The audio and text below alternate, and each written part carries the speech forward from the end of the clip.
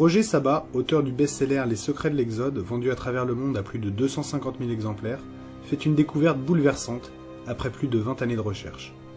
La terre des pharaons était la terre historique d'Israël. Les Hébreux qui ont traversé la mer Rouge pour sortir d'Égypte et les anciens Égyptiens forment-ils un seul et même peuple?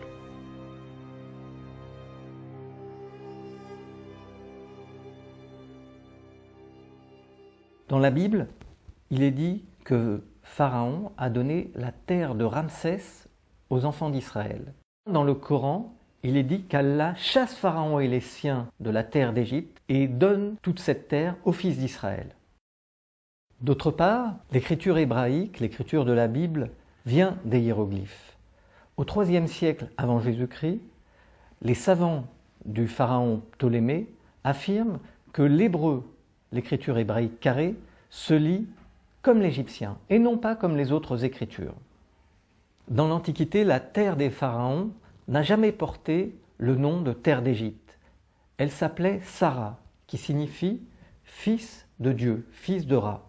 D'autre part, les savants, au début du XXe siècle, ont découvert que les Juifs d'Égypte pratiquaient le culte d'Osiris.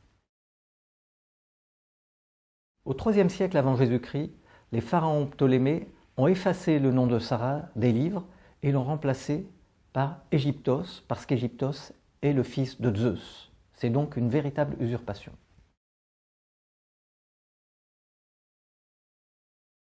Le pharaon Ptolémée de Philadelphe va avoir une idée géniale. Il va ordonner à l'armée grecque d'aller dans tout le Moyen-Orient et de récupérer la totalité des livres, des historiens, des poètes, des prosateurs, la totalité des livres du monde, et de récupérer ces livres dans la grande bibliothèque d'Alexandrie. Ces livres vont disparaître et Ptolémée va restituer des copies falsifiées. Aucun livre grec ne parle des rois Sara désormais.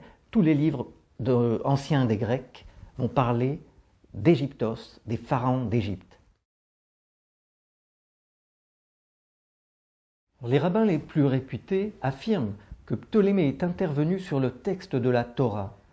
Ptolémée aurait emprisonné ces 72 sages dans la tour de Pharos et leur aurait ordonné de traduire, soi-disant, la Torah en grec.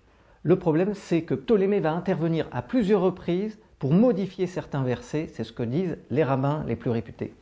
Mais lorsqu'on fait une étude comparée entre la Torah hébraïque et la Septante voulue par Ptolémée, on s'aperçoit qu'il existe de nombreuses erreurs, des anachronismes entre les textes, et les Juifs d'aujourd'hui se basent donc sur une Torah qui a été réellement, historiquement, modifiée par Ptolémée.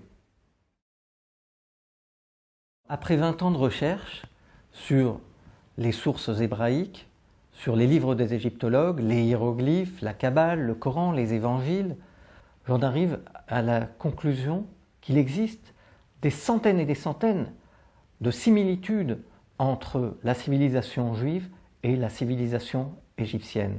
Je me suis aperçu que les Juifs avaient une ancienne terre, qu'ils ont perdu la mémoire de cette terre. En d'autres termes, j'en conclus que la terre des pharaons était la terre d'Israël.